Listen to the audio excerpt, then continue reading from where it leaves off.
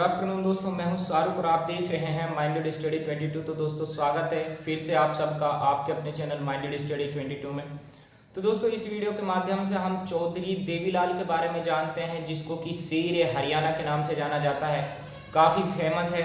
और जब हम हरियाणा के किसी भी कम्पिटिटिव एग्जाम की बात करते हैं तो जो प्रमुख व्यक्ति जो हरियाणा के रहे हैं, इनसे रिलेटेड हमको एग्जाम में क्वेश्चन देखने को मिल ही जाते हैं।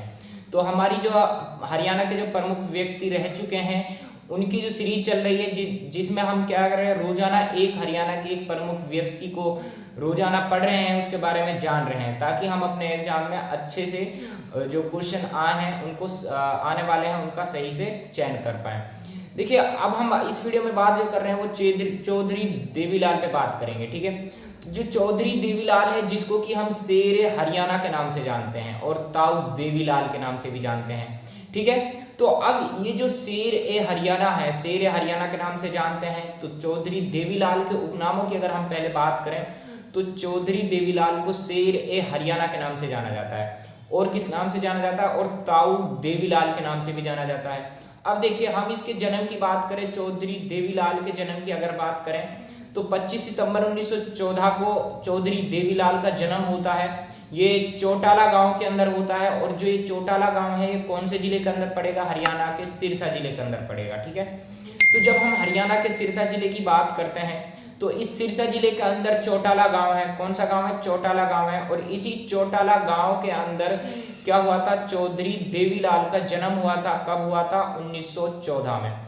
कब हुआ था? 25 सितंबर 1914 को चौधरी देवीलाल का जन्म हुआ था चौटाला गांव के अंदर। ठीक है, जो कि सिरसा में पड़ता है।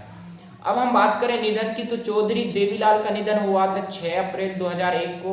ठीक है, और समाधि की हम बात करें तो चौधरी देवीलाल की समाधि जो है वो संघर्ष घाट के अंदर है। ये संघर्ष घाट दिल्ली के अंदर है। ठीक है, तो न्यू दिल्ली में संघर्ष घाट के अंदर जो चौधरी देवीलाल की जो समाधि है वो संघर्ष घाट के अंदर है। ठीक है, और निधन कब हुआ था? 6 अप्रैल 2001 को हुआ था। और जब चौधरी देवीलाल का जो निधन हुआ था, जब उस समय में चौधरी देवीलाल कौन थे? राज्यसभा के सदस्य थे। कौन थे? राज्यसभा के सदस्य थे निधन के समय में। ठीक है, तो राज्यसभा के सदस्य होते हुए ही क्या हो गया था? चौधरी देवीलाल का निधन हो गया था। ठीक है, तो हम चौधरी देवीलाल के पिता की बात करें तो चौधरी देवीलाल के पिता का नाम लेखराम हो जाएगा, और माता की हम बात करें तो माता का नाम श्रीमती सुंगा देवी हो जाएगा। ठीक है, क्या हो जाएगा? श्रीमती सुंगा देवी। चौधरी जो देवीलाल है उनकी माता का नाम है, और पिता के नाम की बात हम करें तो लेखराम हो जाएगा। ठीक है, उपनामों की हम बात करें तो उपनाम ताऊ देवीलाल है, और इसको शेर हरियाणा के नाम से भी जाना जाता है। ठीक है, तो ये तो बेसिक सा मतलब चौधरी देवीलाल की एक सामान्य परिचय था। अब हम जो कि देखते हैं अगली स्लाइड में चौधरी देवीलाल से रिलेटेड। देखिए, चौधरी देवीलाल के जो इनसे क्वेश्चन बनेंगे कॉम्पिटिटिव एग्जाम में, जो क्वेश्चन बनेंगे इनसे रिलेटेड बनेंगे। ठीक है, तो वो तो सामान्य जो एक परिचय था वो मैंने आपको बताया, फिर भी आपको पता होना चाहिए था, जरूरी था। चौधरी देवीलाल की पत्नी की अगर हम बात करें तो चौधरी देवीलाल की पत्नी का नाम हो जाएगा श्रीमती हरकी देवी, जिसका विवाह कब होता है? चौधरी देवीलाल का विवाह 1926 में हो जाता है। ठीक है, तो 1926 में चौधरी देवीलाल का विवाह किसके साथ होता है? श्रीमती हरकी देवी के साथ में होता है। अब बात करते हैं चौधरी देवीलाल को क्या 1941-42 में कारावास भोगना पड़ा। ठीक है, 1941-42 में चौधरी देवीलाल को क्या करना पड़ा? कारावास भोगना पड़ा था। और कारावास क्यों भोगना पड़ा? क्योंकि इस टाइम में जब आप 1941-42 की बात करते हैं तो कई सारे आंदोलन यहाँ पे उभर कर आते हैं, क्योंकि उस टाइम में क्या था कि जो भारत के राष्ट्रीय पिता थे महात्मा गांधी, ठीक है, तो जगह जगह पर अंग्रेजों के खिलाफ क्या हो रहे थे? विद्रोह चल रहे थे। ठीक है, आंदोलन छिड़ रहे थे। तो उन्हीं आंदोलन की वजह से क्या हुआ था? चौधरी देवीलाल को भी 1 साल का कारावास भोगना पड़ा था। कौन से समय में? 1941-42 के समय में।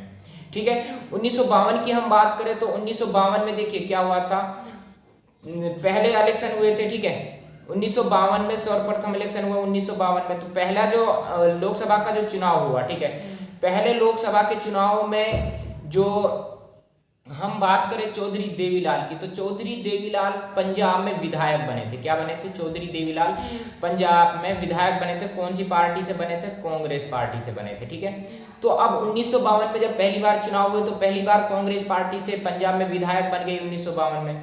1952 में अगर विधायक बने तो कब तक रहे? 1957 तक रहेगा। फिर 1957 में दूसरा लोकसभा चुनाव हुआ तो उसमें क्या हुआ, 1957 से 1962 तक विधानसभा का सदस्य रहा चौधरी देवीलाल। उसके अलावा हम बात करें तो फिर कुछ समय बाद चौधरी देवीलाल हरियाणा के मुख्यमंत्री बन जाते हैं। हरियाणा के मुख्यमंत्री कब बने, 1977 से 1979 तक रहे थे। 1977 में हरियाणा का जो मुख्यमंत्री बना था वो पहली बार बना था चौधरी देवीलाल, ठीक है। और कब तक रहा था, 1979 तक रहा था। तो और फिर दूसरी बार कब बना हरियाणा का मुख्यमंत्री, 1987 से 1989 तक रहा, ठीक है। तो मतलब पहली बार मुख्यमंत्री कब बना, 1977 में बना, ठीक है, 1977 में, ठीक है। और उसके बाद हम बात करें तो 1979 तक रहा था, ठीक है। कब रहा था, 1979 तक रहा था। और बना कब था, 1977 में बना। दूसरी बार कब बना, 1987 में बना, 1989 तक रहा, ठीक है। तो ये हरियाणा का 2 बार मुख्यमंत्री रह चुका है चौधरी देवीलाल, ठीक है। उसके अलावा हम बात करें तो भारत के उप प्रधानमंत्री भी रह चुके हैं चौधरी देवीलाल। भारत के उप प्रधानमंत्री कब बने थे, 1989 में बने थे, ठीक है। और कब तक रहे थे, 1991 तक रहे थे, ठीक है। कब बने थे, 1989 में बने थे और 1991 तक रहे थे उप प्रधानमंत्री भारत के। और देखिए एक वाक्य भी चौधरी देवीलाल के बारे में आपको सुनने को मिला होगा कि जो चौधरी देवीलाल है दरअसल में उसको लोकसभा में बहुमत मिल गया था, ठीक है। तो वो प्रधानमंत्री पद पर बन सकता था, प्रधानमंत्री बनने जा रहा था, लेकिन उसने प्रधानमंत्री बनने से इनकार कर दिया। और उसने जो प्रधानमंत्री पद जो था वो ठुकरा दिया था। वो यह कहकर ठुकरा दिया था कि मुझे ताऊ देवीलाल के नाम से जाना जाता है तो मुझे ताऊ ही रहने दीजिए, मुझे प्रधानमंत्री नहीं बनना है। तो प्रधानमंत्री पद को ताऊ देवीलाल ने क्या कर दिया था, ठुकरा दिया था, ठीक है। तो फिर क्या बनते हैं, जब प्रधानमंत्री पद को ठुकरा दिया तो चौधरी देवीलाल उप प्रधानमंत्री बन जाते हैं। 1989 से 1991 तक क्या रहते हैं, भारत के उप प्रधानमंत्री रहते हैं। राज्यसभा के सदस्य की हम बात करें तो राज्यसभा का सदस्य 1998 में बना था चौधरी देवीलाल। लेकिन 2001 में राज्यसभा का सदस्य रहते हुए ही क्या हो जाता है, चौधरी देवीलाल की मृत्यु हो जाती है। तो जो मृत्यु होती है, जो निधन होता है वो राज्यसभा के सदस्य के कार्यकाल के समय ही होता है। चौधरी देवीलाल का 6 अप्रैल 2001 को निधन होता है, ठीक है। और समाधि स्थल कहाँ पे है, दिल्ली में है, संघर्ष घाट के अंदर, ठीक है। ये सारी चीज़ें आपको पता होनी चाहिए। और हम हरियाणा की अगर बात करें तो हरियाणा का जो सर्वोच्च कृषि पुरस्कार की जब हम बात करते हैं तो वो चौधरी देवीलाल पुरस्कार ही है, ठीक है। कौन सा है, हरियाणा का सर्वोच्च कृषि पुरस्कार कौन सा हो जाएगा, चौधरी देवीलाल कृषि पुरस्कार। तो ये था आपके सामने चौधरी देवीलाल के बारे में, जो कि कई बार कॉम्पिटिटिव एग्जाम में चौधरी देवीलाल से हमको प्रश्न देखने को मिलते रहते हैं, इसलिए ये आपको पता होनी चाहिए जितनी भी इंफॉर्मेशन मैंने आपको बताई है। देखिए रिवीजन कर लेते हैं फटाफट। देखिए चौधरी देवीलाल के जन्म की हम बात करें तो 25 सितंबर 1914 को हुआ था। कौन से गांव में हुआ था, चौटेला गांव में हुआ था। चौटेला गांव कहाँ पे है, सिरसा के अंदर है। सिरसा क्या है, हरियाणा के एक जिला है, ठीक है। उसके अलावा हम निधन की बात करें, निधन कब होता है, 6 अप्रैल 2001 को हुआ था, ठीक है। समाधि स्थल कहाँ पे है, चौधरी देवीलाल का समाधि स्थल संघर्ष घाट के अंदर है। संघर्ष घाट कहाँ पे है, न्यू दिल्ली के अंदर है।